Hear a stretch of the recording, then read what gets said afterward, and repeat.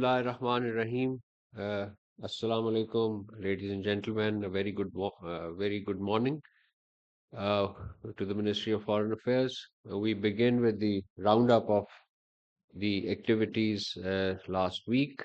Uh, First of all, the visit of the President of the Republic of Uzbekistan to Pakistan, which took place this week. The President, His Excellency Shavkat Mirziyoyev, paid a state visit. Shaukat Mirziyoyev paid a state visit to Islamic Republic of Pakistan on 5th to 6th February 2026 at the invitation of our Prime Minister, His Excellency Muhammad Shahbaz Sharif. This is the second visit of Shaukat Mirziyoyev to Pakistan, which reflects a very positive upward trajectory of Pak-Uzbek bilateral relations and the brotherly ties between our two countries, rooted in common history, faith, and aspirations for peace and prosperity in Central and South Asia. During his stay in Islamabad, His Excellency the Uzbek President met with our President and held delegation level talks with the Prime Minister and addressed the Pakistan Uzbekistan Business Forum. The Deputy Prime Minister, Foreign Minister, Senator Muhammad Ishaq Dar also called on the President of the Republic of Uzbekistan. The two nations signed a joint declaration on the outcomes of the state visit, and I'm sure that you must have seen the declaration. It's available on our portals. Um our leadership held very comprehensive, in-depth discussions covering full spectrum of the bilateral relations. This was, of course, in the follow-up of the Prime Minister's visit to Uzbekistan in February last year, and also in the context of the inaugural meeting that was held of the High Level Strategic Cooperation Council, aimed at providing top level oversight of bilateral cooperation. Both sides reiterated their commitment to implementing previously signed agreements and roadmaps.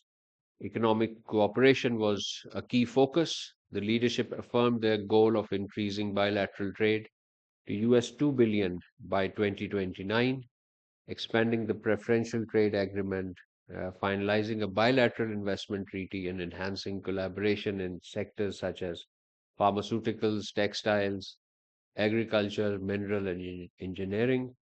They agreed to establish joint industrial zones and hold the first intergovernmental, interregional forum in Uzbekistan in 2026. Connectivity and regional integration were highlighted, particularly the Uzbekistan Afghanistan Pakistan Railway project, including agreement on the Termez Karachi route and joint financing of the feasibility study. Pakistan reaffirmed access to its seaport and transport infrastructure for Uzbek trade.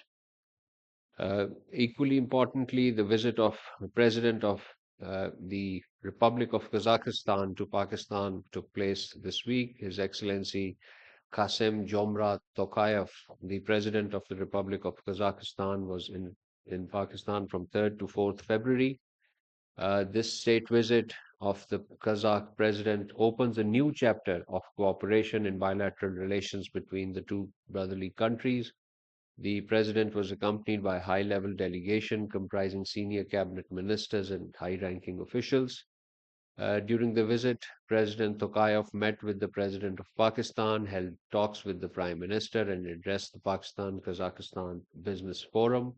A joint declaration on establishing strategic partnership between the two countries was also issued, which I'm sure you must have covered. It was decided to institutionalize the high level engagements, including the regular reciprocal visits and biennial strategic dialogue at the level of the Deputy Prime Minister and Foreign Minister, while advancing parliamentary exchanges and consular cooperation.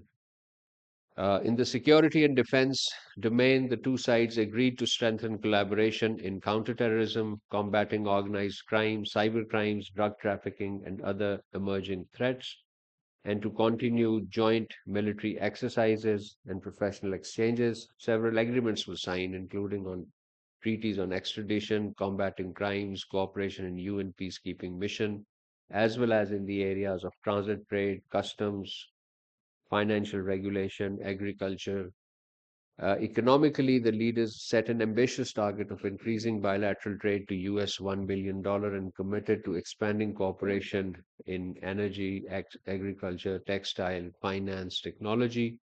The two countries also underscored the importance of transport and regional connectivity, supporting multi-modal corridors linking Central and South Asia, including Trans-Afghan Railway Initiative, and agreed to explore the resumption of direct flights. They agreed that a peaceful settlement of Jammu and Kashmir dispute in accordance with the relevant UN Security Council resolutions. The visit concluded with mutual invitations for future high-level exchanges, signaling a new chapter in Pak-Kazakh relations. The Deputy Prime Minister, Foreign Minister, Senator Mohammad Ishaq Dar had held diverse engagements during this period.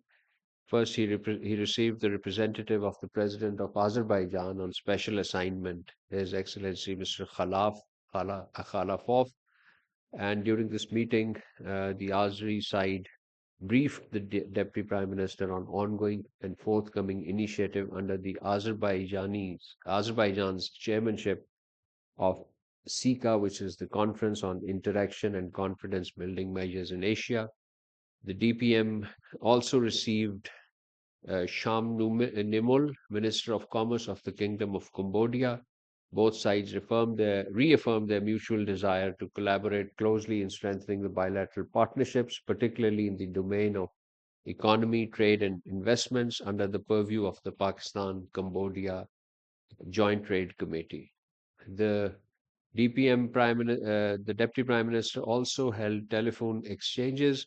He spoke with the Azeri Economic Minister, Mikhail Jabarov. They discussed strengthening economic cooperation, trade and investment ties, and agreed to maintain close contact. Our Deputy Prime Minister, Foreign Minister spoke with Iranian Foreign Minister Abbas Araghchi twice this period. He expressed concern over the evolving regional situation and underscored that dialogue and diplomacy remains the only viable way forward. Both leaders agreed to maintain close contact and they discussed regional development and underscored the importance of dialogue and diplomacy and agreed to continue close engagement and coordination. The Deputy Prime Minister, Foreign Minister also spoke with the Foreign Minister of Uzbekistan, uh, and they reviewed bilateral relations, ways to enhance cooperation across multiple areas, and appreciated the continued momentum of high level engagement between the two countries. The DPM Foreign Minister spoke with Commonwealth Secretary General, Honorable Shirley Bochwe, and our side highlighted Pakistan's role as a founding member of the Commonwealth and reaffirmed continued commitment to democracy, good governance, development, and multilateral cooperation. And both sides also discussed avenues to strengthen cooperation, particularly through enhanced intra-Commonwealth cooperation. The Deputy Prime Minister, Foreign Minister received a phone call from the Foreign Minister of Azerbaijan, Ceyhun Bayramov. Foreign Minister Bayramov conveyed condolences for the victims of Islamabad terrorist attacks. Both sides also discussed current regional and international developments of mutual interest and reaffirmed the enduring partnership between the two brotherly countries. Our Deputy Prime Minister, Foreign Minister, also spoke with the Turkish Foreign Minister twice during this period, Foreign Minister Hakan Fidan. Both leaders also exchanged views on bilateral relations, matters of mutual interest, regional and international developments, and agreed to remain in close cooperation. So, this was the sum up of the key international diplomatic engagement of our Deputy Prime Minister. Ladies and gentlemen, this week we also notified the revised control list under the Pakistan Strategic Export Controls, the Export Control Act, Strategic Export Control Act 2004. And as you know, this export control relates to strategic export controls on goods, technologies, material, and equipment related to nuclear and biological weapons and their delivery systems. So this updated national control list uh, is a is an obligation that we have been undertaking, and this was the sixth review since inception of SICA 2004, and the updated list is available on the website. It was first issued in 2005 and was subsequently reviewed in 2011, 15, 16, 18, and 2022. So this latest update ensures the continued harmonization of Pakistan's strategic export controls with the lists that are maintained by the Nuclear Suppliers Group, the NSG, the Missile Technology Control Regime, MTCR, and the Australia Group, which relates to chemicals. um, this notification underscores Pakistan's resolve to further strengthen its export control regime and reaffirms its role as a responsible technology holder state, firmly committed to the objectives of non proliferation and fulfillment of our international obligation in this regard. This week, ladies and gentlemen, the sixth round of Pakistan Canada bilateral political consultations also took place. On behalf of Pakistan, Ambassador Nabil Munir, Special Secretary, United Nations, and Director General Americas, Mr. Amir Khan, participated, while the Canadian side was represented by Ambassador Weldon Epp, Assistant Deputy Minister for Global Affairs Canada and High Commissioner of Canada in Islamabad, uh, His Excellency Mr. Tariq Ali. Recognizing the significant untapped potential in the relationship, both sides expressed their readiness to improve the implementation of existing agreements and identify new avenues for cooperation, particularly strengthening trade and economic cooperation, including greater support to business communities, facilitation of trade delegations, and enhanced institutional linkages. The two sides also exchanged views on evolving global and regional environment and discussed key multilateral issues of mutual interest. Both sides agreed to maintain regular consultations and expressed confidence that sustained engagement would lead to new progress. Uh, this week, ladies and gentlemen, you must have seen the two joint statements issued by eight Islamic foreign ministers, that is, the foreign ministers of Pakistan, Egypt, Indonesia, Jordan, Qatar, Saudi Arabia, Turkey, UAE. So the two statements, first one condemned Israeli repeated violation of ceasefire in Gaza, and the other one was on the alleged Israeli actions in the occupied West Bank. So the first statement basically termed Israeli attacks in Gaza as risk to escalating tension and undermining efforts aimed at consolidating calm and restoring stability at a time when regional and international parties are working collectively to advance the second phase of Gaza peace plan and implementation of the UN Resolution 2803.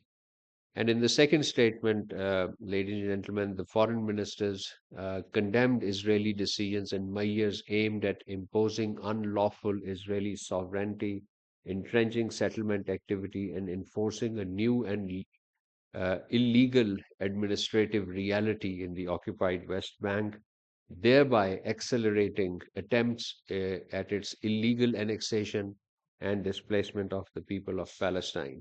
The foreign minister reaffirmed that Israel has no sovereignty over the occupied Palestinian territory. Israeli action represent an assault on the inalienable right of the Palestinian people to realize their independent and sovereign state on the 4th June 1967 lines with occupied Jerusalem as its capital.